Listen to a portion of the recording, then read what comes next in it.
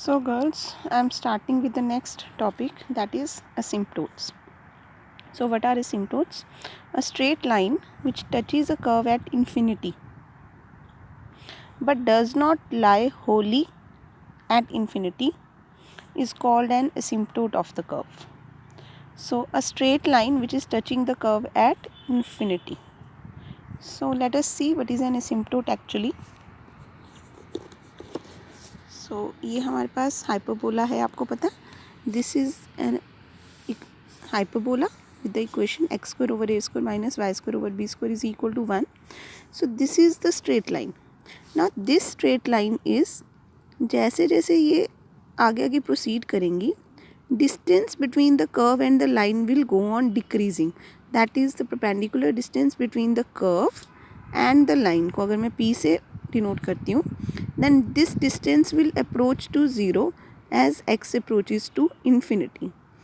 So basically ये line कभी curve के साथ को टच करती नहीं है और हम बोलते हैं कि अगर टच करती है तो इन्फिनिटी पे टच करती है. So this line is known as the asymptote to the hyperbola. So ऐसे बहुत सारे एग्जांपल्स आपको असिम्पटोट्स के मिल सकते हैं. And asymptote is generally a feature of an unbounded curve. Unbounded, ये अनबाउंडेड कर्व है ना. जैसे कि अगर मैं एक सर्कल ड्रॉ करती हूँ तो सर्कल जो है वो बाउंडेड कर्व है. सर्कल का रीजन ये वाला रीजन है, डिफाइंड है, सो बाउंडेड है ये. ऐसे ही ellipse is also a bounded curve. But जब हम पैराबोला बनाते हैं, parabola is also an unbounded curve. So parabola is an unbounded curve which do not have any asymptote. So although it is unbounded but इसकी asymptotes नहीं होती हैं. उसके बाद हमने इलिप्स किया है. Ellipse is also a bounded curve. Now this asymptote is also an unbounded curve and it has two asymptotes जिनकी अब हम equations find करेंगे. We have to find their equations of these two lines we have to find. Now क्योंकि ये जो asymptotes हैं ये straight lines हैं और एक straight line की equation हम लिख सकते हैं y is equal to mx plus c, लिख सकते हैं ना. So we have to find equation of the asymptotes. So let us move to the article 28. Find the equation of the asymptotes to the hyperbola. This article is important. ये आपको करना है, paper में पूछ सकते हैं वो आपसे. So the given hyperbola is this. Let the equation of the asymptote be y is equal to mx plus c. We have to find these values of m and c so that this line is intersecting the hyperbola in 2 points at infinity. So what we will do? We will substitute the value of y in the equation of the hyperbola. So putting the values of y from number 2 in number 1 we get, ठीक है, ये y की value put कर दी. इसको solve करके ये मेरे पास क्वाड्रेटिक इन x एक इक्वेशन बन गई है. Now the line is asymptote. Since the line is meeting the hyperbola at infinity, इसका मतलब roots of this equation should be infinity. Now let us see. देखो, जब हमारे पास रूट्स होती हैं कि इक्वेशन की a और b, तो हम ऐसे इक्वेशन बनाते हैं ना कि x minus A into X minus B equal to 0. So अगर a और b रूट्स हैं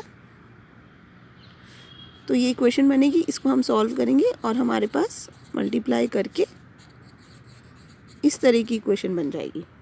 now if the roots of the equation are infinity, इसका मतलब x minus infinity into X minus infinity equation बननी चाहिए. इसको मैं लिख सकती हूँ x minus 1/0 into X minus 1/0 is equal to 0.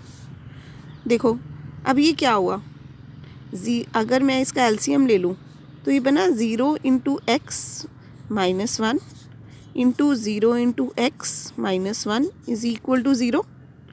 अब मैं अगर इनको मल्टीप्लाई करूँ तो ये बनेगा 0 into X square minus 1 into 0 is 0, 1 into 0 is 0, यानी कि 0 into X plus 1 equal to 0. So ये मैंने आपको क्यों करके दिखाया है कि अगर हमारे पास कोई इक्वेशन है A X square plus B X plus C equal to 0 और इस इक्वेशन की रूट्स इन्फिनिटी कॉमा इन्फिनिटी है या इन्फिनिटी कॉमा माइनस इन्फिनिटी भी है. अगर माइनस इन्फिनिटी होता तो यहाँ प्लस आ जाता, यहाँ प्लस आ जाता, तो प्लस माइनस का ही फ़र्क पड़ना था.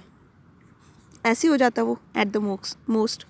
सो अगर किसी इक्वेशन की रूट्स इन्फिनिटी होती हैं, दोनों इन्फिनिटी हो या इन्फिनिटी माइनस इन्फिनिटी हो या दोनों माइनस इन्फिनिटी हो, तो coefficient of X square as well as coefficients of X are both zero, as you can clearly see. So that is why what they have done, they are saying here that since both the roots of this equation are infinity, so coefficient of x square and coefficient of x vanish separately. That means दोनों के जो coefficients हैं वो zero होने चाहिए थे. इसका मतलब b square minus a square m square is zero and 2mc a square is equal to zero. यहाँ से देखो आपको m की वैल्यू मिल गई, m is equal to plus minus b by a. इसका मतलब यहाँ पे a तो ज़ीरो हो ही नहीं सकता, ये तो हाइपरबोला में से आया है, और क्योंकि हमें m की वैल्यू मिल गई है इसका मतलब m भी ज़ीरो नहीं है. So from here c is equal to zero. So we have got the values of b, m and c. So putting these values in y is equal to mx plus c, I will get y is equal to plus minus b by a into x, which are the two asymptotes of the hyperbola. So the equation of the two asymptotes can be written as, एक बार आप plus वाला sign ले लो, एक बार minus वाला. So x over a plus Y over B equal to zero एक asymptote बनती है, and x over a minus Y over B is equal to zero आपकी सेकेंड इक्वेशन बन जाती है. Therefore the joint equation of the two asymptotes is, इन दोनों को मल्टीप्लाई करेंगे, so this is the joint equation of the asymptotes. Now from here you can see this is the joint equation of the two asymptotes, and the equation of hyperbola is x square over a square minus y square over b square is equal to 1. यहाँ पे x square over a square minus y square over b square equal to 0. So यहाँ से हम ये याद रखेंगे that the equation of asymptotes differ from the equation of the hyperbola in the constant term only. ठीक है. Now अब यहाँ पे एक नया कॉन्सेप्ट है, एक होता है फंडामेंटल रेक्टेंगल. सो फंडामेंटल रेक्टेंगल क्या होता है, ये देखो. फंडामेंटल रेक्टेंगल है यहाँ पे a and a dash are the vertices of the hyperbola. So हम a पे टेंजेंट ड्रॉ की हमने और a डैश पे टेंजेंट ड्रॉ की. Then b and b dash are also the vertices of the hyperbola on the conjugate axis. So हम b से एक line parallel to the X axis and b dash से एक line parallel to X axis draw करेंगे जो tangents eight a and a dash पे meet कर रही हैं at EFGH. So this EFGH is known as the fundamental rectangle of the hyperbola. EFGH is known as the fundamental rectangle of the hyperbola. And अब ये जो असिम्प्टोट्स हमने दो equations निकाली थी, सो एक है x over a minus Y over B equal to zero. तो ये वाली जो असिम्प्टोट है इसकी इक्वेशन होती है x over a minus Y over B equal to zero, और इस वाली असिम्प्टोट की इक्वेशन होती है x over a plus Y over B equal to zero. So ये आर्टिकल क्या है, they are saying asymptotes of the hyperbola are the diagonals of the fundamental rectangle. तो अब आप ये देखो कि आपको ये फंडामेंटल रेक्टेंगल पता लग गया ना कैसे आया. ये वर्टेक्स था पे टेंजेंट ड्रॉ की, ये वर्टेक्स क्या होती है a, 0. इसका मतलब EF की इक्वेशन क्या है, x is equal to a. ऐसे ही इसकी इक्वेशन है x is equal to minus a. Vertices ये कॉन्जुगेट एक्सिस पे होती है 0, b. तो ये जो लाइन है इसकी इक्वेशन है y is equal to b, इसकी इक्वेशन है y is equal to minus b. तो आपको EFGH के कोऑर्डिनेट्स मिल जाएंगे. f के कोऑर्डिनेट्स a, b होंगे. g के कोऑर्डिनेट्स ये माइनस a है, so minus a, b. Then e के कोऑर्डिनेट्स क्या होंगे, a, माइनस b, और h के माइनस a, माइनस b. तो अब आप HF की इक्वेशन निकाल सकते हो. f के कोऑर्डिनेट्स a, b हैं और h के माइनस a, b. तो using 2 point formula you can find the equation of HF. तो जब आप HF की इक्वेशन निकालोगे तो you will see that you will get the same equation. So you can say similarly जब आप GE की इक्वेशन निकालोगे तो you can say you will get the same equation.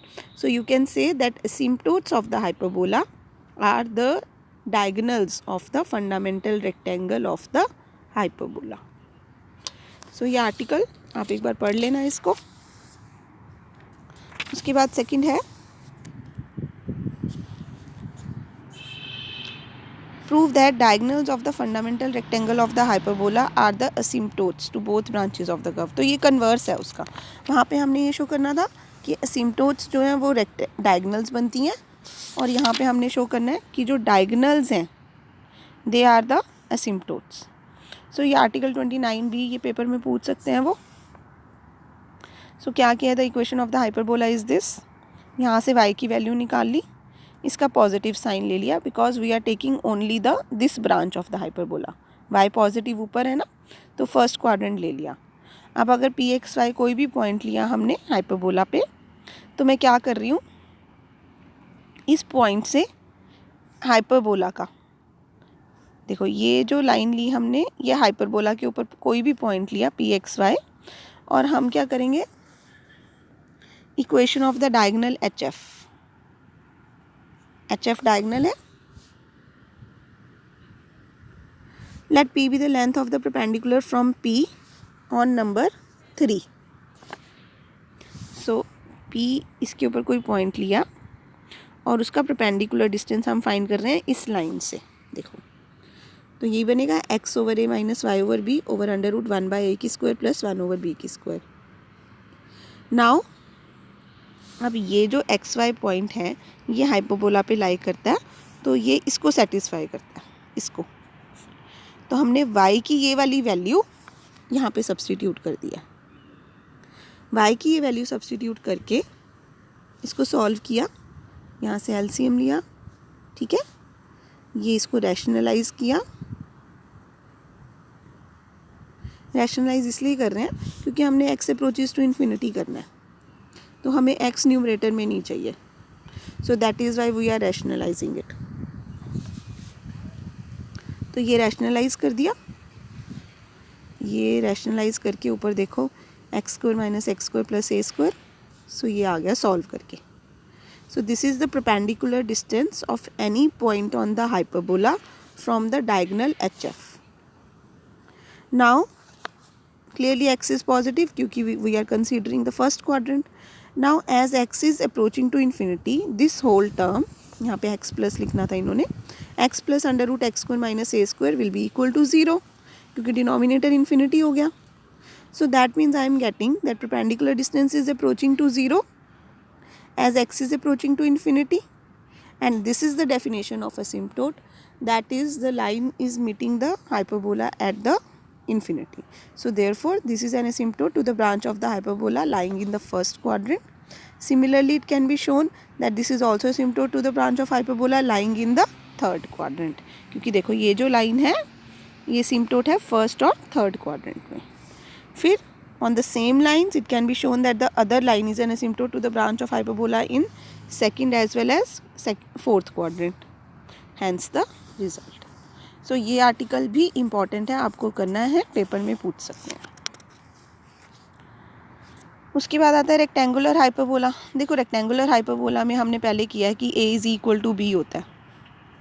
सो हमारे पास x² minus a² over y² over b² equal to 0. ये equation of asymptotes होती है. और रेक्टेंगुलर हाइपरबोला में क्या हो जाता है, a is equal to b तो यहाँ पे भी a आ जाएगा. सो इक्वेशन ऑफ एसिम्प्टोट्स बन गई x² minus y² equal to 0. अब देखो यहाँ पे coefficient of x² is 1 and coefficient of y² is 1 minus 1. So I am getting coefficient of x² plus coefficient of y² is 0.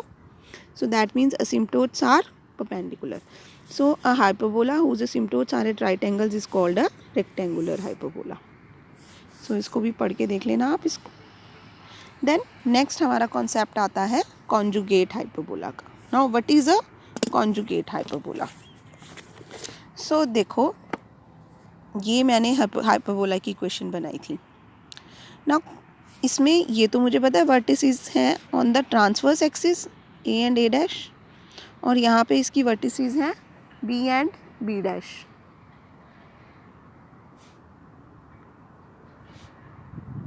These are the vertices on the conjugate axis.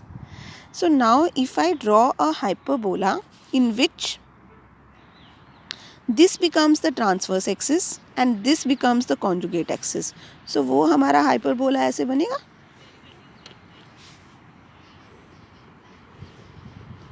And that hyperbola is having the same asymptotes. So ये जो hyperbola नया मैंने बनाया इसकी equation देखो क्या होगी.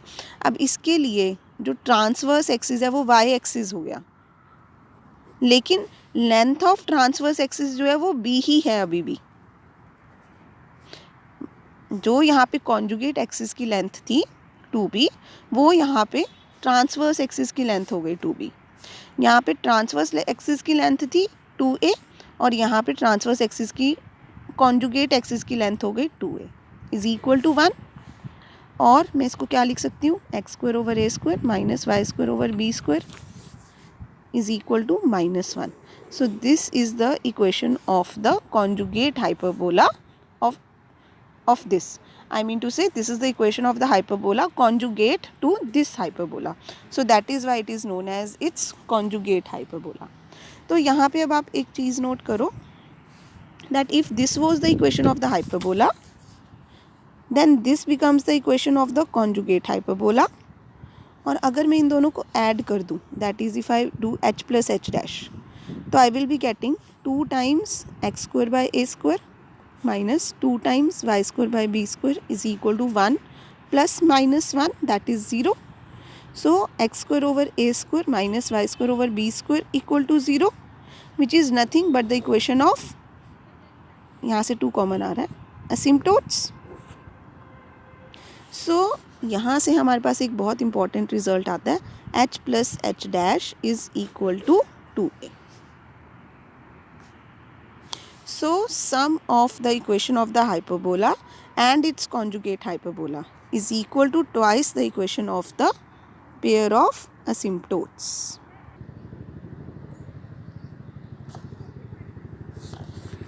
So यही यहाँ पे बताया उन्होंने. Conjugate hyperbola, the hyperbola whose transverse and conjugate axes are respectively the conjugate and transverse axis of a given hyperbola. मतलब इसके जो ट्रांसवर्स एंड कॉन्जुगेट थे वो दूसरे के कॉन्जुगेट एंड ट्रांसवर्स बन जाएंगे. सो रिपीट कर रही हूँ मैं, the hyperbola whose transverse and conjugate axis are respectively the conjugate and transverse axis of a given hyperbola is called the conjugate hyperbola of the given hyperbola. So if the hyperbola is this, then its conjugate hyperbola becomes this, ये minus और ये plus, और यहाँ से minus common लेके यहाँ आ गया -1. So if h is the equation of the hyperbola, a is the joint equation of asymptotes, जो कि दोनों के लिए सेम है, अभी आपने देखा था. h dash is the equation of the conjugate hyperbola, then h plus h dash is equal to 2. So this result is very important and ये यूज़ होता है. So इसी रिज़ल्ट के हम एक दो एग्जांपल्स डिस्कस करते हैं आगे करने से पहले. So I am coming to the second example. Show that the joint equation of asymptotes of the hyperbola whose equation is this. So ये हमें hyperbola की इक्वेशन दी हुई है, is this. So joint equation of asymptotes ये है, ये हमें show करना है, और हाइपरबोला की इक्वेशन ये है. दोबारा पढ़ रही हूँ मैं. Show that the joint equation of asymptotes of the hyperbola whose equation is this is this. So I hope you have understood the statement. So now since this is the equation of the hyperbola and we have done a result that equation of hyperbola and joint equation of asymptotes differ by a constant. So joint equation of asymptotes will be सिर्फ constant different हो जाएगा. So x square plus 24xy minus 6y square plus 28x plus 36y plus k equal to 0. Clear? Now since pair of asymptotes is equivalent to pair of straight lines, so pair of straight lines वाली condition कि अगर मैं इसको ax square plus 2hxy plus by square plus 2gx plus 2FY plus C equal to 0 के साथ compare करूँ तो ये ABCFGH की वैल्यूज़ आएंगी and it will be representing pair of straight lines if it is satisfying this condition, that is ABC plus 2FGH minus AF square minus BG square minus CH square equal to 0. सो आप क्या करोगे, ये ABCFGH की values इसमें put कर दोगे and उससे आपको K की वैल्यू मिल गई. So K is equal to 46 यहाँ पे पुट करेंगे. So I will be getting the joint equation of the asymptotes. Further, also find the equation of its conjugate hyperbola. So we know that h plus h dash is equal to 2a. So h dash can be written as 2a minus h. तो जब हम 2a minus h करेंगे, so this is the required equation of the conjugate hyperbola. That is required equation of the hyperbola conjugate to the given hyperbola. Now, example 3. Find the equation of the hyperbola having this and this as asymptotes and passing through 1, minus 1. Also write down the conjugate hyperbola. So अब हमें asymptotes की अलग अलग equation दी हुई है, तो हम इनको मल्टीप्लाई करके joint equation of asymptotes find कर सकते हैं. So the equation of asymptotes of the hyperbola are this.